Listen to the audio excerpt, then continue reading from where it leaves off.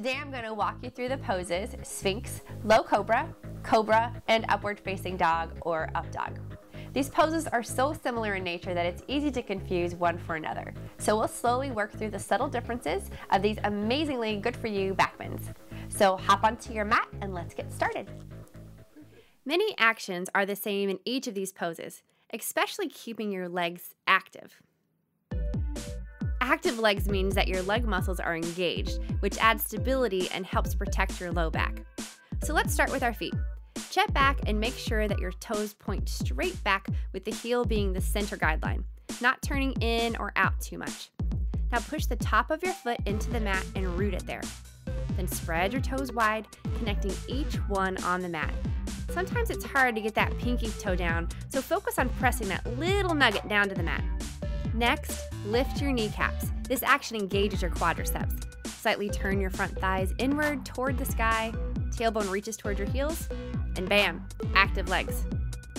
For Sphinx pose, place your forearms on the mat with your elbows directly under your shoulders, creating a 90-degree angle. Check down at your hands and make sure that they are in line with those lined up elbows and shoulders. Spread your fingertips apart as wide as they can go, pressing firmly into each finger, each knuckle, and finally, your palm.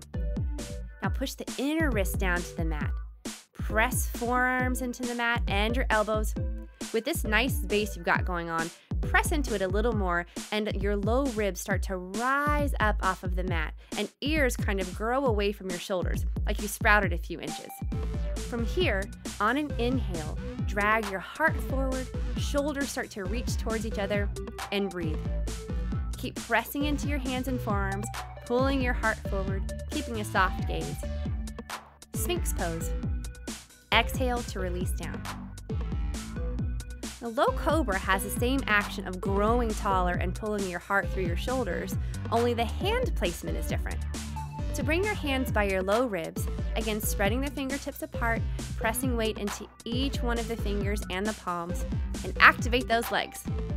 Hug your elbows into the side body, shoulders reach back away from the ears, and as you inhale, press into your hands more to pull your heart through your shoulders.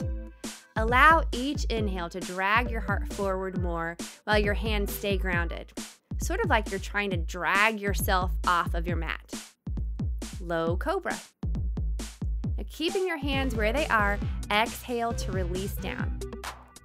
Moving on to cobra, a deeper back bend. Starting with the same action as low cobra. Hands by your low ribs, spread the fingertips apart, press into each one, press into the palms, activate your legs, and again, hug your elbows into the side body, shoulders reach back away from the ears. As you inhale, press into your hands to pull your heart forward. Now here's the difference between cobra and low cobra. Begin to straighten your arms. Don't allow your shoulders to ride up to your ears. Keep those babies away from your ears.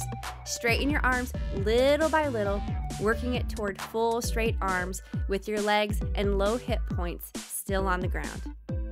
Cobra. Exhale to release down. And finally, up dog. Same body actions as full cobra with only our hands and feet touching the mat. That's right, your active legs will hover off of the mat. In up dog, our wrists are directly under our shoulders, so move your hands down beside your waist. Same beginning actions as low cobra. Spread the fingertips apart wide, press into each one, press into the palms, hug your elbows into the side body, shoulders reach back away from the ears. Activate your legs. Press firmly into the hands and the top of the feet. And as you inhale, straighten your arms while simultaneously lifting your torso and legs away from the mat. Keep pressing into the tops of your feet, keeping your legs active. Press into the hands to grow your ears away from your shoulders, your heart moving forward as the shoulder blades firm into your back. Up dog. Exhale to release the pose. Now going through them briefly so you can see the slight changes from one pose to the other. We have Sphinx,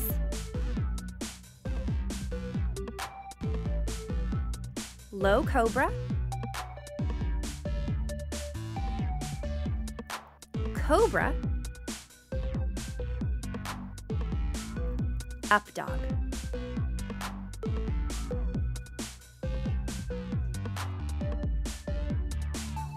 There you have it, confusion-free backbends. Thanks for watching and keep those legs active.